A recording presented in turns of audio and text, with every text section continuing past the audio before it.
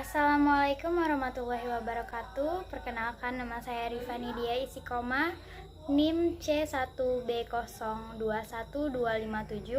kelas R003, Prodi Manajemen. Saya akan mempresentasikan mengenai akuntansi dan lingkungannya. Poin yang pertama yaitu karakteristik perusahaan. Karakteristik perusahaan merupakan ciri khas atau sifat yang melekat dalam suatu entitas yang dapat dilihat dari beberapa segi. Karakteristik perusahaan ini dibagi menjadi 3 bagian, yaitu struktur perusahaan, kinerja perusahaan, dan pasar perusahaan. Selanjutnya, jenis-jenis perusahaan. Menurut kegiatan usahanya, yaitu 1. Perusahaan jasa atau service business. Perusahaan yang kegiatan usahanya memberikan jasa kepada pelanggannya. Contohnya seperti perusahaan transportasi, ojek online ataupun taksi online. Yang kedua, perusahaan dagang. Perusahaan dagang ini kegiatan usahanya membeli barang dagangan dan menjual kembali tanpa melakukan perubahan bentuk dan fungsi. Contohnya yaitu Alfamart, Indomart, dan minimarket.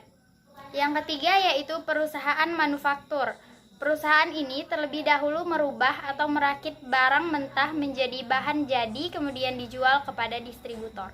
Jenis perusahaan berdasarkan kepemilikan modalnya, yaitu perusahaan perseorangan, yaitu perusahaan yang modalnya dimiliki oleh satu orang saja. Contohnya warung Bukokom atau percetakan Pak Budi, seperti itu. Yang kedua, perusahaan persekutuan, yaitu perusahaan yang modalnya dimiliki oleh lebih dari satu orang. Yang ketiga, perseroan terbatas atau PT, yaitu perusahaan yang modal-modalnya berupa saham sehingga pemiliknya adalah si pemegang saham. Yang keempat, ada koperasi, yaitu perusahaan yang modalnya berupa simpanan pokok, wajib, dan simpanan sukarela anggota koperasi yang bersangkutan. Peranan akuntansi dalam perusahaan. Yang pertama, informasi keuangan. Bagian di dalam akuntansi seperti pembukuan dan laporan keuangan menyediakan berbagai informasi mengenai berbagai macam transaksi keuangan yang terjadi dalam perusahaan. Analisis bisnis. Data-data akuntansi tersebut digunakan sebagai pisau analisis kinerja perusahaan. Nah, analisis bisnis ini mempermudah dalam peninjauan dan analisis yang membuka peluang manajemen mengenali masalah kecil sebelum menjadi masalah besar. Yang ketiga, perencanaan bisnis. Untuk membuat anggaran dan perkiraan untuk perencanaan bisnis di masa yang akan datang.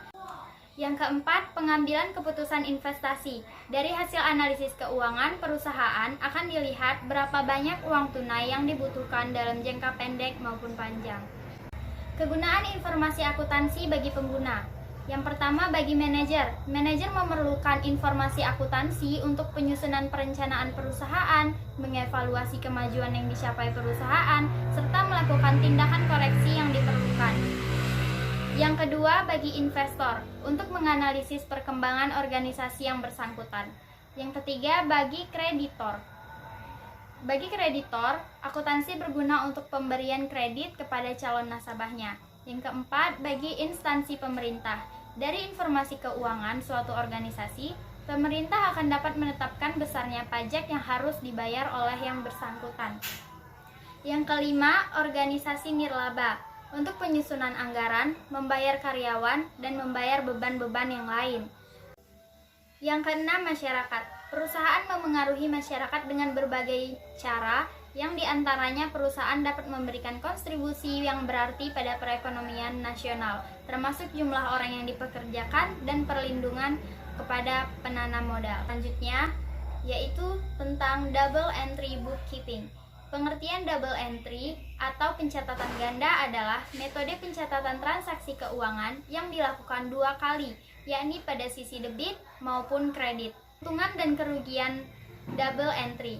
Sebagian besar bisnis menengah dan besar menggunakan metode double entry yang melacak pendapatan, pengeluaran, serta aset liabilitas.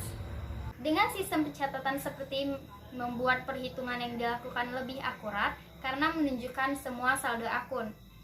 Dengan kejelasan informasi ini, maka kesalahan yang terjadi dapat dilacak jejaknya. Namun, jika sudah menggunakan metode double entry, maka kesalahan yang terjadi sangatlah kecil. Kesalahan yang mungkin terjadi adalah human error. Selanjutnya, yaitu spesialisasi di bidang akuntansi. Yang pertama, akuntansi keuangan. Kedua, akuntansi biaya. Yang ketiga, akuntansi manajemen. Yang keempat, akuntansi pemeriksaan. Yang kelima, akuntansi perpajakan. Yang keenam, ada akuntansi anggaran. Selanjutnya, profesi akuntansi. Secara garis besar, akuntansi dibedakan menjadi dua, yaitu akuntansi publik dan akuntansi intern. Akuntansi publik berhubungan dengan pelayanan jasa akuntansi untuk masyarakat, sedangkan akuntansi intern, jasa yang diberikan oleh para akuntan dalam sebuah perusahaan meliputi pekerjaan. Etika profesi akuntansi. Etika profesi adalah prinsip-prinsip yang berlaku pada bidang tertentu. Secara umum, etika dibagi menjadi dua, yaitu etika umum dan etika khusus. Etika umum ini tentang kondisi dasar bagaimana manusia bertindak secara etis. Nah, etika khusus adalah prinsip-prinsip moral dasar yang diterapkan dalam bidang tertentu. Etika profesi pada umumnya dinyatakan dalam bentuk kode etik yang menjadi pegangan dalam menentukan apa yang boleh dilakukan dan tidak boleh dilakukan. Contohnya seperti wartawan, dokter, dan akuntan. Baiklah, hanya itu yang dapat saya sampaikan. Lebih dan kurangnya saya mohon maaf. Wabillahi taufiq wal hidayah. Wassalamualaikum warahmatullahi wabarakatuh.